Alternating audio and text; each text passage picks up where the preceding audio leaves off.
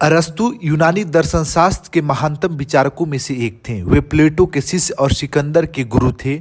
उनके विचार दर्शन, राजनीति, नैतिकता, विज्ञान, तर्कशास्त्र और साहित्य में अमिट योगदान देते हैं। उनकी पॉलिटिक्स, निकोमाखाई अचरशास्त्र और पोएटिक्स जैसी रचनाएं आज भी बौद्धिक विमर्श का आधार है।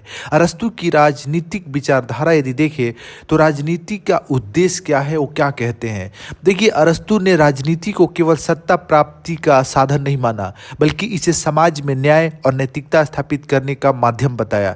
राज्य का अस्तित्व केवल जीवन के लिए नहीं, बल्कि अच्छे जीवन के लिए होता है। उनके अनुसार राज्य केवल प्रशासनिक इकाई नहीं, बल्कि एक नैतिक संस्था भी है। राजनीति का उद्देश्य नागरिकों के जीवन को उन्नत बनाना है। एक अच्छा राजनीतिक शासन वही है जो जनता की भलाई और कल्याण को सुनिश्चित करे।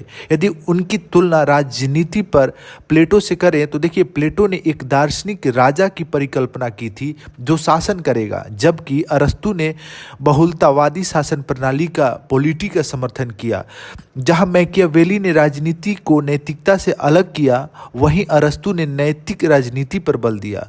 राज्य की उत्पत्ति और उद्देश्य पर उनके क्या विचार हैं। देखिए, अरस्तु ने राज्य को प्राकृतिक संस्था माना और कहा कि यह परिवार से विकसित होकर समाज और फिर पूर्ण राज्य बनाता है। उनका मानना था कि राज्य का उद्देश्य केवल शासन करना नहीं, बल्कि लोगों को एक अच्छा और नैतिक जीवन प्रदान करना है।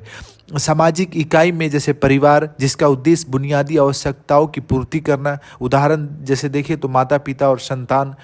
उसके बाद दूसरी इकाई देखें तो ग्राम, जहाँ पे सुरक्षा और संसाधन पे साझा वितरण होता है, एक छोटा समुदाय के रूप में होता है। उसके बाद राज्य, जहाँ पे न्याय और पूर्ण जीवन का साधन होता है, एक सुव्यवस्थित राष्ट्र के रूप में भी होता है। वो कहते हैं मनुष्य स्वभाव से ही एक राजनीतिक प्राणी है। आप व्यवहारिक रूप से अपने आसपास देखेंगे तो हर मनुष्य कुछ ना कुछ अपने हित और एक दूसरे का सहयोग, अलग अलग तरीके का पॉलिटिक्स करते रहता है। तो उनका कहीं ना कहीं कहना प्रासंगिक दिखता है कि मनुष्य स्वभाव से ही एक राजनीतिक प्राणी है। यदि इस विषय पर उनकी तुलना थॉमस हॉब्स से करें तो थॉमस हॉब्स ने राज्य को एक अनुबंध कॉन्ट्रैक्ट माना, जबकि अरस्तु ने इसे प्राकृतिक रूप से विकसित इकाई बताया। इस पर आपका क्या राय है?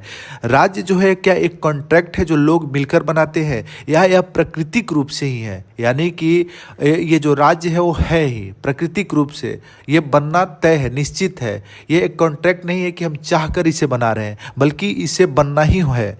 तो आपको क्या लगता है, यह प्राकृतिक है या फिर एक वास्तव में कॉन्ट्रैक्ट है, या फिर दोनों का मिक्सअप है?